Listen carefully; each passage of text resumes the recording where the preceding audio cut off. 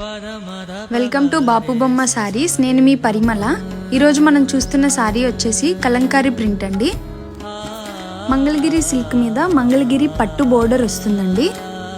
ఇది వచ్చేసరికి మనకి సిగ్నేచర్ స్టైల్ సారీ అని చెప్పొచ్చండి. ఆల్ ఓవర్ సారీ కూడా బాపు బొమ్మ విత్ ముత్యాల ముగ్గు ప్రింట్స్ వస్తాయి. 2 కలర్స్లో ఇచ్చారండి. ఇక్కడ కూడా సారీ మొత్తం మనకి ఇలానే ఉంటుంది.